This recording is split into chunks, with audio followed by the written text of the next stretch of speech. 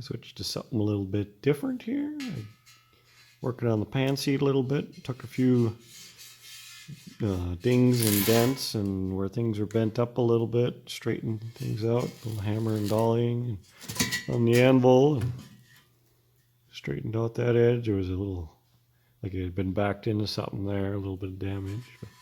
But all cleaned up nice. A little bit of deburring on some of these rough stampings. I'm going to take some of those sharp edges off there, and then this seat will be pretty much ready. A little bit more clean up here of this rust, and this seat will be about ready to prime and paint. Okay, dry fitting the steering rod here a little bit more. See how it fits. I just got a bolt through here now. I'm not sure if this should be a bolt originally or if it would have been a pin with cotter pins on both sides. I'm kind of thinking it would be a pin. I'm going to do a little more research on that. There again, 612 owners out there. What do you got in yours? What's original here? But it seems to fit pretty good. Really isn't much play there, and especially if I do make a pin, I'll probably go just a little bit bigger than this 3/8 bolt, so I could take up a little bit more of that play. But it turns good. I mean, I can literally start to turn the tractor, just turn it by hand there a little bit. And that's with no leverage of the steering wheel or anything. And we're just flopping around on this end yet too, so if everything is supported better. So yeah, I think that'll work. I'll probably end up redoing this pin. There's no real reason to take this apart because it's fine and it's actually good and solid, rusted on there or whatever. But oh, if I can turn it here a little bit, the pin on this side has been all boogered up. It's like somebody was hitting on it with a hammer and they broke the casting there, and the cotter pin hole doesn't even go all the way through. It's all mushroomed over. So I might clean that up and drive that out and make a new pin just so it looks neater on this side. I don't know why they were doing that. If it had something to do with taking the box off, if they were beating on it, trying to remove something or what. But probably address that a little bit. Okay, as long as we're talking steering shaft, let's talk about the steering wheel end of the steering shaft. So it's a little bit strange on this tractor. I have a square on the end, and this is the only tractor I know of that has this. So I don't think this is factory. I think this is something that was added somewhere along the way. Pretty sure they added it so they could add a universal here to remove the steering wheel, add a universal joint to extend the steering shaft. So if you had an implement that was longer on the back, say you were running on a grain binder or something where you were riding farther back on the machine, you would extend all of the controls and extend the steering shaft so you could operate the tractor while you were sitting on the implement. So that's probably why this was added. But that kind of throws a wrench into what I should do to fix this. Because here again, just for historical, I kind of want to leave that because that's kind of a neat feature and it's a talking point, conversation piece. And potentially, you know, if a guy did ever hook up another implement to the same kind of thing, and you had to extend the shaft and everything, you would need that and you could actually utilize that. But what makes it difficult is what I should do for the current steering wheel, because it is, that hole is, they're not focusing. That hole is very wore out, which that's no big deal. We could weld that up and re-drill it, ream it, make it all back into specs. Because when you put the steering wheel on the shaft, there is oodles of slop there. And even if you put the original, it looks like it was a 7/16 pin. See if I can do this one-handed.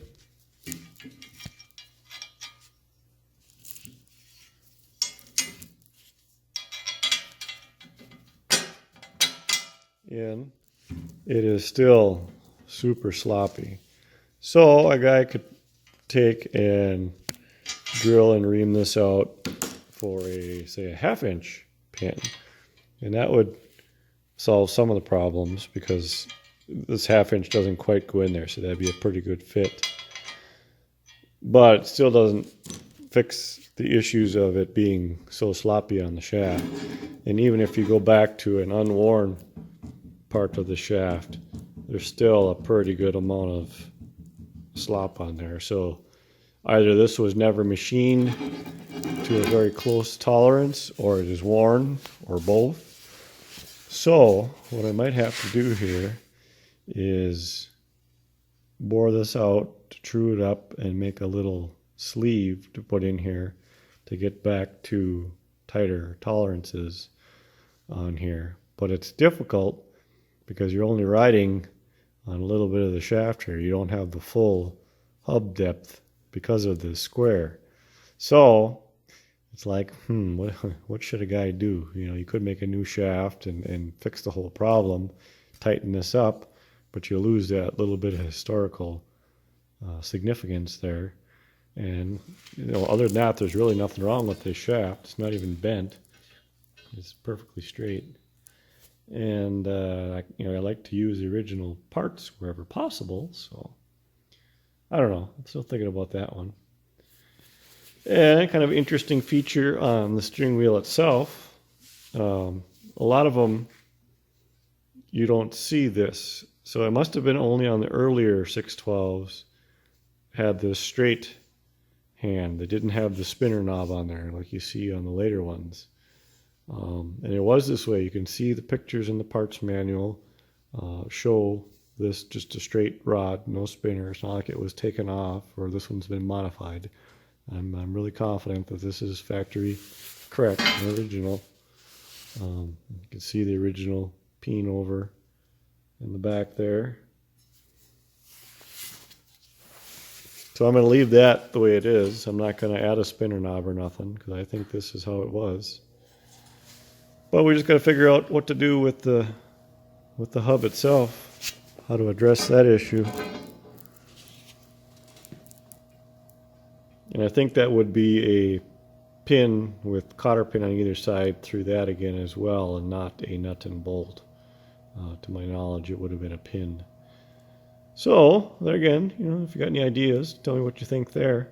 Or if anybody's ever seen another 612 with this end on this shaft, I'd be very interested to hear about it. Because like I said, all the ones I've seen so far, and the people I've talked to so far, have not had this square end. So that's kind of something different. So thinking about this another second, another option I could do is bore that out ever so slightly just to true it all back up, have this welded up and the outside of the shaft welded up a little bit, and turn it back to whatever size that cleans up as, and not have to bush the steering wheel then. That would be another option. It might even actually be an easier option. So here's the steering shaft support as it was. They had it on in this homemade extendo bracket that bolted to the factory casting. So that could have been part of raising it up to get a better, straighter shot to the machine, or it could have just been they wanted to get the steering wheel up a little bit higher for more comfortable position for the steering wheel. I won't know what I'll do with that until I get everything back and put it all back together to see. Me being a taller guy, I might actually want to put some type of a extendo bracket on there. I'll do something a little bit nicer than this, but same kind of concept. Or I might just put it back to the original height if that's a comfortable height to operate it as. As far as wear here, there is some wear on this, but you need a little bit of play there because as the tube of the tractor is pivoting and everything, all that steering is flexing a little bit too, so you need a little bit of play there. Whether or not, same story, this could get bored out and a little bit of a bushing put in there to tighten up tolerances a little bit closer is still up for debate. Maybe I'll take this apart here and see what that hardware looks like. I had to get the big boy wrench out to get that apart. It was stuck good. 1.1/16 is the head of that one. Big bolt. Unfortunately, it's pretty corroded though, so I'll probably have to make a new one for that too. But that one's kind of important as well. I'd hate to see that one break off and steering wheel go flopping around as you're driving around somewhere. Kind of a safety thing. So yeah, we probably won't use this again, I'm guessing. And unfortunately, the original ribbed lock washer broke, so I'll have to put a modern one in there. But the casting is good. And you can see some of the casting, the AM, and the casting number on that one. So yeah, that should clean up nice. Another question for the masses. Where can I source round-headed pins? This in particular is a 3/8 pin by 2 inches from the bottom of the head to the top of the hole, which one's cut off, but there would be a hole like that. So from the head, bottom of the head to the top of the hole is 2 inches. I need 3 of these. But so far, I haven't been able to have any luck finding these round-headed style pins. They shouldn't be that hard to find. They were used in a lot of different things. But I searched for like hitch pins and whatever, clevis pins, turnbuckle pins, stuff like that. I always find these flat-headed ones, and I don't want that. I want the round-headed for originality. Or even, could a guy use like a steel rivet, I suppose? But finding them this big and long is probably pretty tricky too, because rivets are typically short. So yeah, if anybody knows, short of course making one, we can always do that. But this is something you should be able to find, because those are from these linkages here. And so there's one that goes in here. There's one that goes in the other side there. And there's one. That one's just a straight pin, but this one up here, if you can see that, is the round-headed pin. So we need one for there. So there's a few of them around that I'll need because they're worn, and like I said, a couple we had to sacrifice.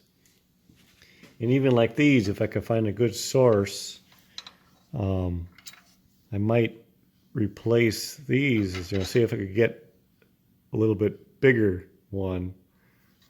I would consider that to maybe take up some of the slop in these linkages.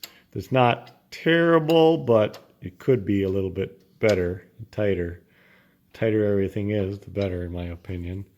Because you get a little bit. There's so many pivot points in these linkages. If you have a little bit of slop at each of these linkages, by the time you get from one end to the other, that accumulative error gets to be pretty tremendous. So the tighter we can keep the tolerances here, the better.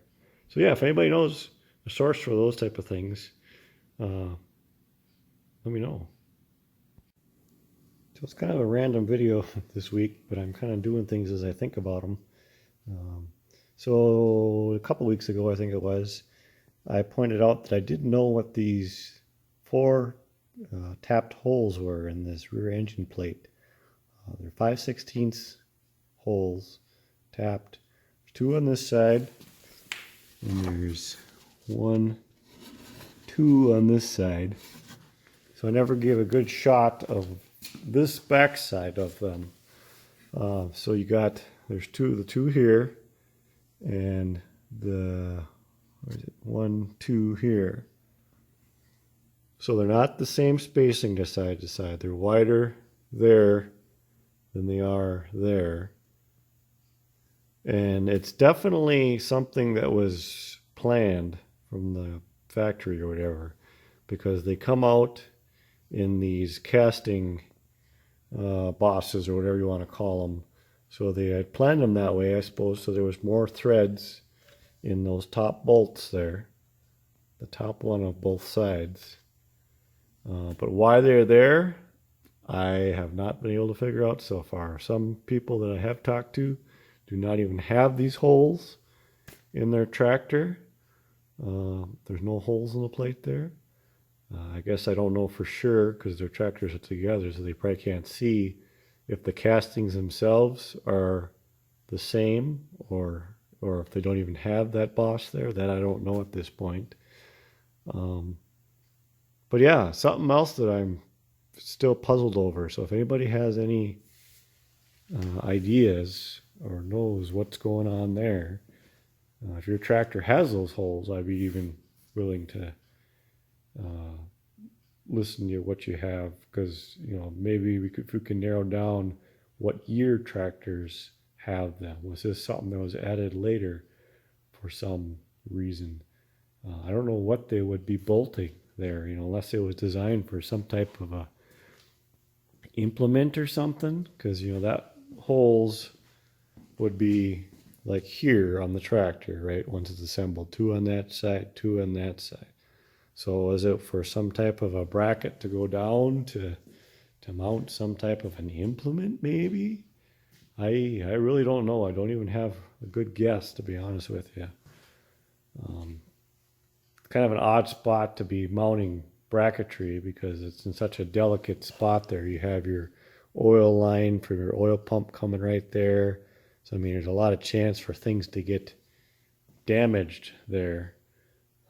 So I'm not really, and especially because it's it's just a 5/16 bolt. It's not like it's a big heavy duty tapped hole to put a big 3/4 inch bolt or something to mount like you would see on the rest of the hitch and stuff, big heavier hardware. So I don't really think that's the case, but I don't know what else they would have been mounting there. I mean, so yeah, if you got any ideas, I'm all ears. What could that be? Look at this, I got the seat all put back together. It definitely helped everything. There's very minimal play and everything in the seat now. Much better, tighter than it was before. I ended up putting a new bolt there, and we welded up the ends and I drilled them out, the exact size, so there's basically zero play there, about as close as you can get. So that helped take out most all the play in the seat. So that's nice. So yeah, I've been working on making I had to thread these bolts down farther and cut them to the right length. Same with that one there, thread it farther. No, that one actually was the right length. It's actually a touch short. But this one I had to thread farther and cut the right length. Got all these swapped out.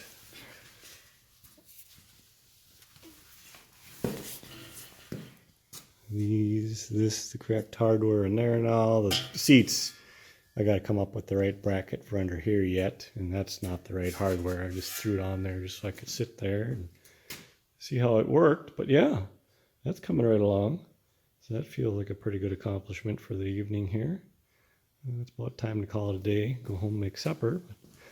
Earlier, I guess I took these back apart and I got the linkages all freed up and so I can actually adjust them if necessary. So that part of it is done. Yeah, I guess it's just time to clean up the mess here a little bit and call it a week. So I will hopefully see you guys maybe next week. Thank you all for watching. If you haven't subscribed, please subscribe. I appreciate the guys that have been lately. The number of subscribers is growing here. We're up to like 90 people last time I checked. So that's a big increase from when I started. Thank you all. I appreciate it. See ya.